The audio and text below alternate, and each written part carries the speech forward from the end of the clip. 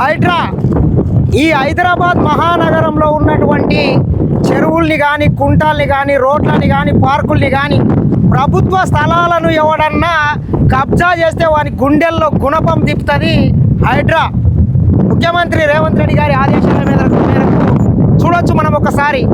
Hydraa commissioner Ranganath గారు ఒకప్పుడు ఆక్రమణలకు గురై దుర్గంధంగా మారినటువంటి ఈ ఉప్పల్ నల్ల చెరువు ఎంత సర్వాంగ సుందరంగా తీర్చిదిద్దినో ఒకసారి మనం చూడొచ్చు. దాదాపు 20 కోట్ల రూపాయలతోని 60-70 ఎకరాలలో ఈ చెరువుని అభివృద్ధి చేసి ఒక ఆహ్లాదకరమైనటువంటి వాతావరణాన్ని అయితే హైడ్రా తీర్చిదిద్దిందని మాత్రం చెప్పవచ్చు. మనం తీసుకున్నట్లయితే ఈ హైదరాబాద్ మహానగరంలో గతంలో తీసుకున్నట్లయితే కొన్ని వందల వేల చెరువులు ఉండే, 600-700 గొలుసు కట్టు చెరువులు ఉండే.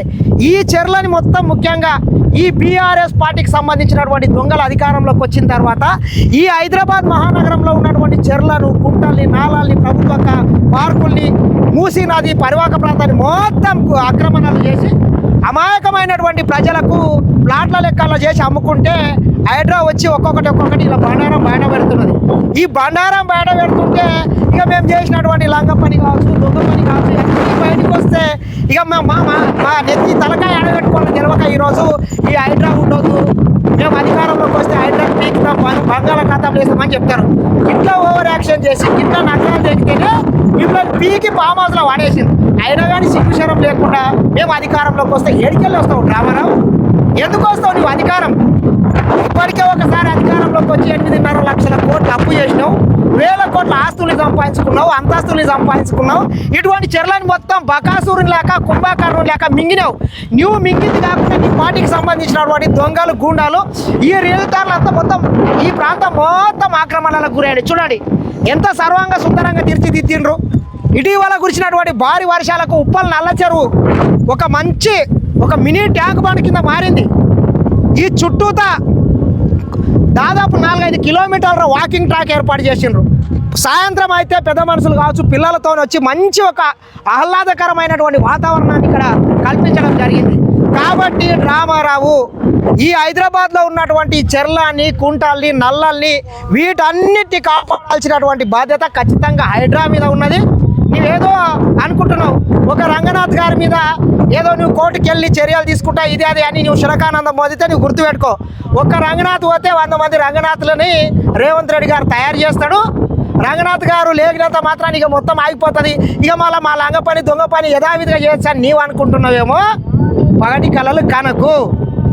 చూడండి ప్రజలారా ఎంత సర్వాంగ సుందరంగా తీర్చిదిద్దిండ్రు. ఒక్కసారి మనం ఇది చూసుకున్నట్లయితే కనీసం ఇక్కడ ఒక 5 నిమిషాలు కూడా నిల్చుండే పరిస్థితి లేకుండా గతంలో తీసుకున్నట్లయితే మొత్తం గుర్రపు డెక్క, డ్రైనేజ్ వాటరు దుర్గంధంగా మారిపోయిండే.